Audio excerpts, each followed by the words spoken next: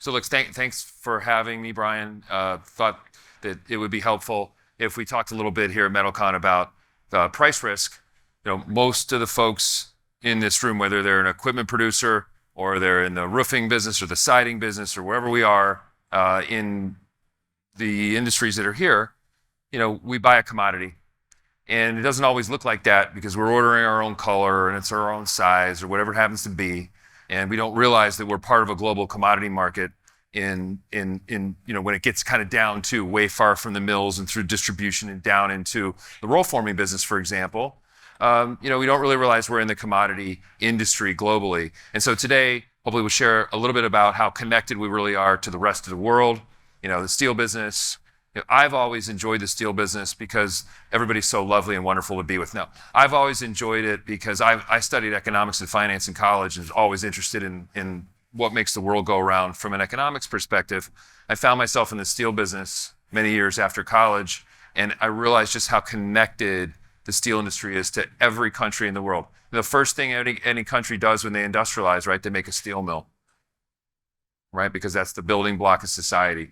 And so the push-pull around the world is geopolitical issues, economics, central bank stuff that goes on, just simply countries that want to get dollars. I mean, some of the developing countries in this world, they simply want to move a commodity offshore so they can bring dollars back in. So that all ends up affecting us here, believe it or not, in the METALCON universe. And so that's why I think Brian thought it might be important to talk about that. Our company, we are the first flat roll distributor in the United States for certain to combine flat roll steel distribution and price risk management. In other words, futures and options, financial derivatives, in order to combine the two together. So we're the first company to do that.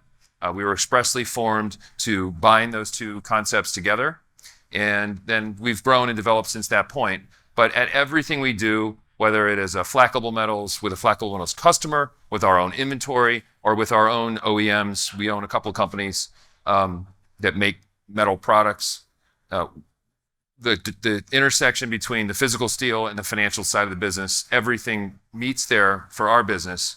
And so that kind of makes us the authority, plus I say we're the authority, so therefore we are. Okay. All right. How many of you took statistics? Oh, look at the smart people. See? Okay, so we're gonna do a little statistics. And if you look at a series of data points, so a series of prices over a period of time, you get prices, whatever. If you hot roll coil, 600, 700, 725, 800, whatever. You collect all this data together and you run some math on it and you figure out probabilities. Okay, so you section out the data, you draw a line through it, figure out what your average price was, and then movement around that average. And what this is really, why we're talking about this today is to show on paper just how volatile the steel market has become over the last, call it 30 years. And we picked 3 different segments to talk about and split them up for reasons, and we'll get into that in a moment. But if you look at one standard deviation is something like 67% of the time, okay? Back in the 90s, steel would move around about $93 a ton. I mean, I can remember in the 90s, U.S. Steel would announce a $20 price increase. It was huge news, right, Deborah? Okay. $20 a ton today, guys, it doesn't register, all right? 04 to 20, it moves to $125 a ton. Not entirely horrible, but increasing, right? This is the China impact on the steel industry between 04 and 20. Look at what's happened since COVID. Now we're at $470 a ton. So I'm sure, how many people buy flat rolled something or other, painted, galvanized? Okay. Price been moving around? Yeah, right? Did it go up a lot in 21? Did it go down a lot in 21? So things are getting like more aggressive. The cycles are becoming more aggressive. Lots of reasons for that. And maybe we get to Q&A and we could talk about some of the reasons. I'm not really so much into doing a whole speech, better off with Q&A. But we could talk about why it's getting worse and why it's likely not to go back to where it was in the 90s. Okay? The reason why we picked these three different segments to talk about is this is the rise of the EAF. So this is the destruction of the American integrated steel mill industry, basically, that happened during this decade. Very strong dollar.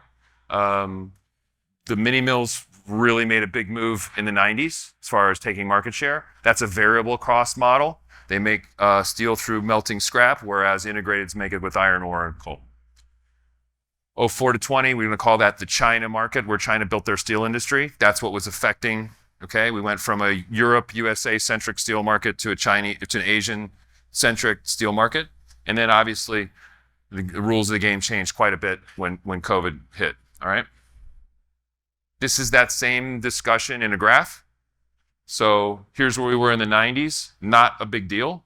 Bigger deal. Huge deal, right? And not likely to stop. I mean, I think when we hit the end of COVID, a lot of people said, okay, that's over, we're done. And then it turns around with the Ukraine war, we have another event. I could make 3-4 arguments that over the next 2 to 5 years, we'll have another event, and I could postulate what those are. We want to play back and forth. We could talk about it. Things that could drive the steel market to worse and more difficult places than we even were during COVID. Okay, the stuff's getting expensive to deal with. Back in the 90s, Deborah's been there in the 90s, okay? In the 80s, and then, no, we'll stop. When the price didn't move around a lot, it wasn't that exciting. When steel was 12 cents a pound, it wasn't that exciting. It didn't matter if it went up or down that much. It just wasn't a lot of value in it. If you look at, hot roll coil or galvanized price at $1,000, $1,500, whatever our numbers have been in the last few years, the price is a big number. Now, all of a sudden, we've got interest rates that are higher than a lot of people have ever seen in their careers, right? So you look at treasuries are almost at 5%. Mortgages are at 7.5%. Like, we haven't seen these numbers in a very, very long time. So now if you have working capital and your input is high and your interest rate is high and the price is moving around aggressively, like, you got a problem on your hands. Think about it. You quote a project for your customer and it's 6 months from now. What's the price going to be in 6 months? Anybody know? Come on. Chris. You have no idea. Smart man. Okay. Do the forecasters know? Does Wall Street know? Nobody knows. If they knew, they wouldn't say it. They wouldn't tell you. They'd put the bet on and they'd make money, right? So anybody who says the price is going to be X, they have absolutely no idea by default, because they're getting paid to say that to you rather than put that bet on themselves. Nobody knows what the price is going to be. So you take enormous risk. You finance enormous risk in your business today that didn't used to be there. That's really why it's important to bring that risk down and out of your business. We know these gentlemen here, okay? They take the risk out of their business. I'm not going to name them by name, but I know these guys. Okay, next. All right, this is like, remember the banking crisis we had like 6-7 months ago, where the SVB went out and these regional banks had a hard time? Anybody know what they did? What their problem was? Okay, so they lent money really, really, really cheaply.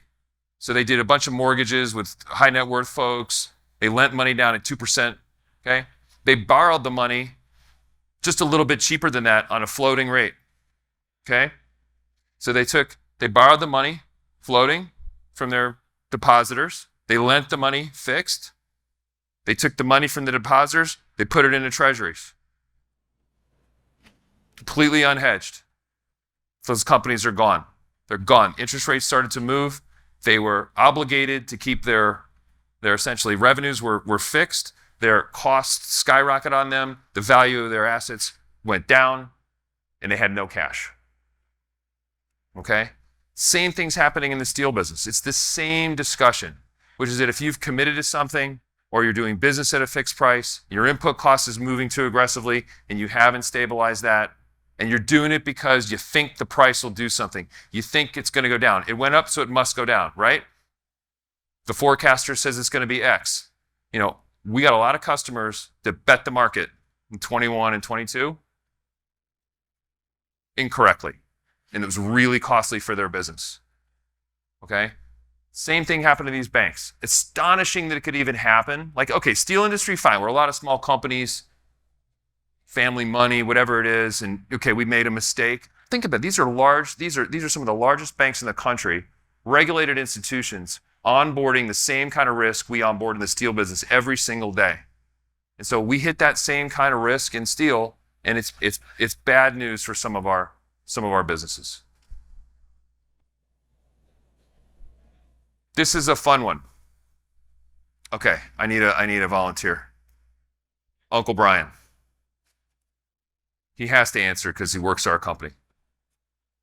Brian, if you're at $900 a ton, can the price of steel go to $600?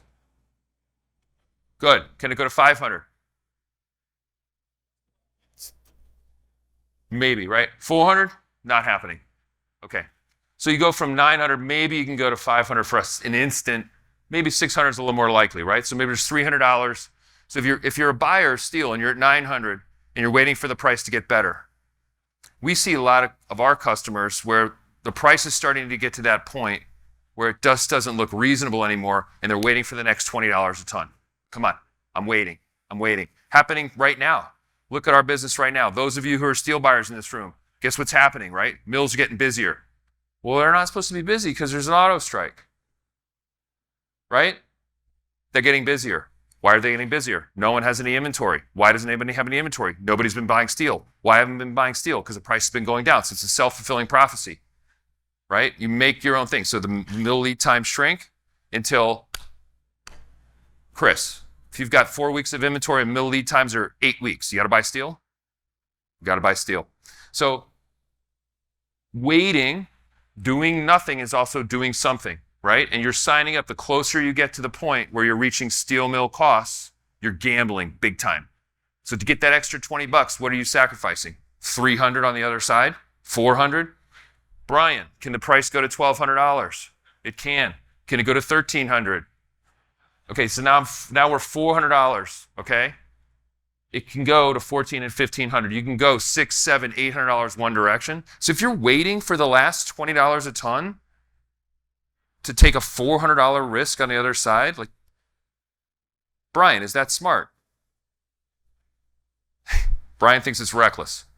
The man, where's Renee? Give Brian a raise. Okay, here we go. Is that it? Okay, now these are Brian's questions, and we can go through some of that stuff. Or we could just go Q&A or whatever. I'm done speechizing, and we can just talk. Questions before we get into these slides? Anyone? Uncle Brian? Doug's got a question. Doug's? No one? Everybody gets it? Understand? What do we do about it? Right? So we're going to talk about some of the other factors that could impact steel pricing. So let's talk about government policies and foreign trade agreements, Jeremy. Well, I mean, a good example is the 2018, the Trump tariff, right? That was a fun one. Okay, it scared everybody into buying a lot of foreign steel. Prices accelerated in the spring and summer of 18, right? Because the government got involved and started wrecking around with the steel market. And then what happened? The market crashed. So, again, another example of volatility where the governments are getting involved. You could extrapolate this all out into, you can also, I think, maybe talk about geopolitical risk. I mean, what happens if or when, China lays siege to Taiwan?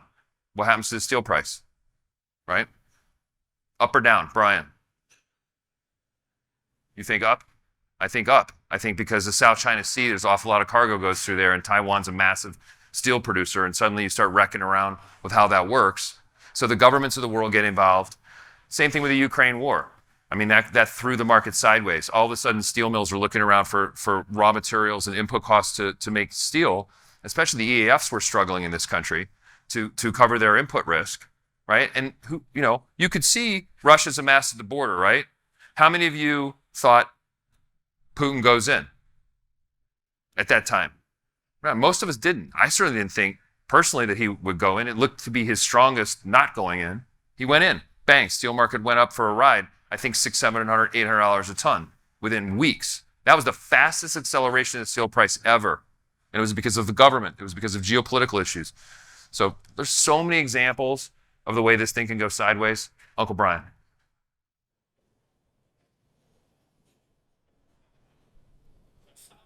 Yeah, what about Cliffs and U.S. Steel tying up if that happens? I mean, that could throw us for a loop that we didn't expect. What about a run on scrap globally? What about, you can just kind of come up with what-abouts. So rather than, I think, we don't make predictions at FGM. We talk about probabilities. And so looking around the world and thinking about what could throw my business sideways, what could cause me to have risks that I didn't account for, looking for those things, that's super important. Don't fall asleep. This is come on, right here. Not you, the guy behind. He's falling asleep. Come on, stay with me. It's not that bad. Get him a coffee. Somebody get him a coffee. Brian. No, you can. We just ran through raw material. I mean, labor strike. Yeah, I mean, I guess you could have a strike if U.S. Steel and Cliffs combine and they went on strike. That would not be good if you need steel, right? That could be difficult. That could drive the market nuts, both from a supply and from a pricing standpoint. In the mill technological advance, I mean, this is a thing where you probably talk about the carbon markets. So in Europe, they're creating a tax on inbound steel that has a high carbon footprint of the steel itself. So let's say Malaysia wants to ship to Europe, and in Malaysia they are doing they have a terrible carbon footprint on the steel making, and they burn a lot of coal or whatever they're doing, and it's a problem. And so the Europeans are going to put a tax on that. So what's that going to do to that European manufacturer, right? It's going to cause their number to move, right? It's going to cause people to try to get in front of that happening. It could cause a run on the material. And the same thing here. We tend to follow some of these trends. And especially, it's the ESG movement in this country is obviously very strong. So do we follow Europe? Do we disturb our own market for the sake of, these environmental tax credits and all this kind of stuff? We might. Environmental regulatory. Currencies, and if you look at steel's a very singular commodity in the fact that it's not really a commodity because you specify what you want when you look at buying coils. So you specify your thickness, your width, your coatings, your paints, okay? Got Axos here, right? You guys like it when people specify paint. So steel's not fungible. It doesn't exchange. Like if you take a silo of corn that's in Iowa and a silo of corn that's in Nebraska, silo of corn, basically the same stuff. WTI crude. WTI crude is WTI crude, right? Your Stephen, your steel coil, and Jacob's steel coil, probably not the same. Probably don't want the same thing, right? Different, not exchangeable readily, right? Plus, put it out in the field for a year. What do you got left? Dust. Okay. So if you look at steel, interesting, because it's made up of scrap, coal, and iron ore, basically, right? Then what's next? Currency, interest rates, right? Driving the trade of those three things. And so if you look around, right, the economy, the global economy, currencies, fuel costs, the oil market, all this stuff intersects through steel. And so disruptions and disturbances in those different things, right? Just how about a run on coking coal? How about, what's happening with the Chinese stimulating their economy? What happens if the Chinese currency is devalued and all of a sudden their steel gets dumped around the world? All this stuff can impact us here in the United States, even when you get down to building a metal building, right? You don't think you're in the global commodity world, but you are. And then economics, obviously, that one. So.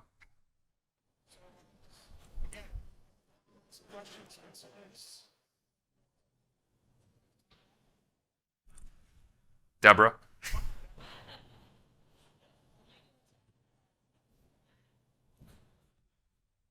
Well, what we're not going to do is so Deborah asked if we were going to talk about what our company at Flack Global Metals, what we do and how we do it. Not really, because this isn't a commercial for Flack Global Metals.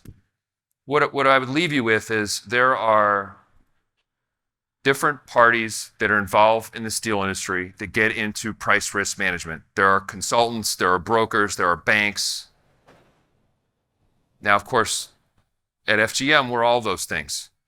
So because we are the leader in flat roll price risk management, we've chosen to create a collection of products and services inside something called the Metal Bank, which helps customers, counterparties of ours, get this risk out of their business. So they're also consultants. There are consulting firms out there that can come in and help your business, help you understand how to get the risk of the commodity pricing down out of your business and protect yourself. So think about it as an exploratory thing for your business. And every company that buys flat roll, I would say this for sure, this is undoubtable. Every company that buys flat roll should be doing something about the risk in the pricing of the input to the product that they're making. Every single one. We meet prospects and they say, oh, I don't need to hedge my risk because when the price of steel goes up, I can raise the price to my customer. How many people like handing out price increases to customers? Nobody. Nobody wants to do that. So when we hear that kind of stuff, what it really means is I'm afraid of this and I don't want to learn it. It's learnable.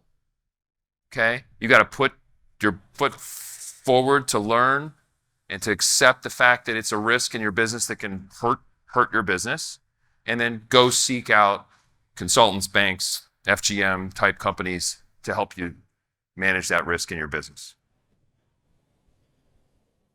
Anybody else have any other questions? Go ahead.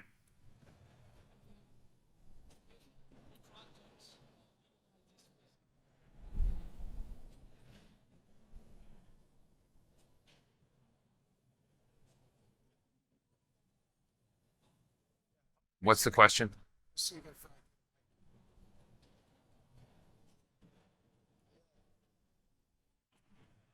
hold your ears because I'm going to turn this mic on and see what happens.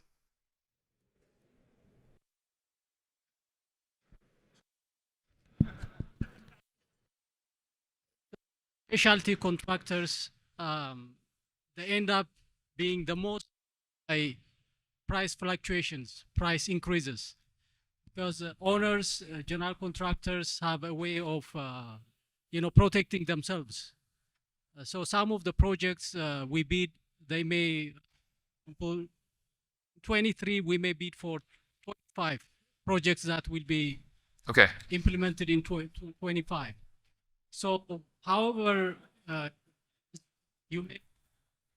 Okay, so the question is, I'm a contractor. I bid a job for spring of 2025. I have to bid a job. I have to give my price today. How do I protect myself down the road? That's the question? Okay, so, uh-oh.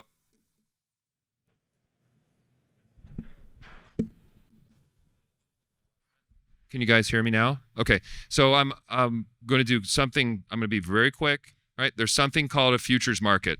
The futures market is in Chicago. Well, it's actually in the digital sphere, but it's at the Chicago Mercantile Exchange. In a futures market, buyers and sellers come together and they trade commodities out into the future. So let's think about it in a different way. Let's talk about agricultural. Okay, you make tomato soup. You're Campbell's. You make tomato soup, and you're going to make tomato soup in 2025, aren't you? So you want to get a hold of a farmer who's going to sell you your tomatoes in 2025, and you want to know what that cost is going to be. And that farmer also wants to know his revenue at the same time. Think about agricultural business in this country 175, 200 years ago. You're a tomato farmer. Great weather, lots of bumper crop, fantastic. Everybody goes to market at the same time with a massive bumper crop of tomatoes. How's the price going to be? Stephen, high or low? Low. Stephen's right. Give Stephen give him a water. Okay. Stephen got a water. So you come to market, bumper crop, no price. Farmers make no money. Following year, bad weather year, terrible, low yield, hardly any tomatoes. Okay. What's the price going to be? Stephen, okay, you already got one water. We got something. Price is going to be up. All right. So the Chicago Mercantile Exchange, Chicago Board of Trade originally, started an exchange for the farmers and the producers of food goods to agree on a price in the future. So you said, okay, I'm going to sell you this many bushels. I'm going to sell you at a fixed price, spring of 2025. And that way you knew you get your tomatoes and you could make your soup. Okay? Same thing with motor oil today, right? Motor oil on the shelf at Walmart. Now, Mobile One or whatever, like that's a brand. They know they're going to sell that stuff at Walmart. Walmart hates what? Price increases, right? They fight it like crazy. You want that contract. You want your product sitting on the shelf at Walmart, right? At $6 a quart. How do you know? How does the guy who makes the motor oil, how does Mr. Mobile know he's going to be able to furnish that at $6 and make a profit? He agrees to buy the oil in the future. So he agrees to buy it at a fixed price, whatever particular grade he needs, so that he knows he has it in 2025. Oil, agriculture, interest rates, currencies, base metals, precious metals, every other commodity industry in the world except steel has a vibrant and sophisticated risk management network based on futures and options that are traded with what are something called exchange cleared derivatives. Okay? So this is important to understand. There's a very sophisticated world out there where sophisticated companies, they get the price risk out of their products. So I'm a builder or I'm a contractor and I have to bid a job. And you know what I'd like to do is I'd like to have a competitive advantage against any other contractor. And I'd like to hand a bid for the work in the spring of these guys. They're in the power tool business over there, okay? And I want to hand a price to my prospective customer, and I want to be able to guarantee it. I would like to give him a contract with no takebacks. I'd like to give him a guaranteed price that I would not, no de-escalator, no escalator. Because I also don't want that company to come back and ask for a lower price, right? That's not good either.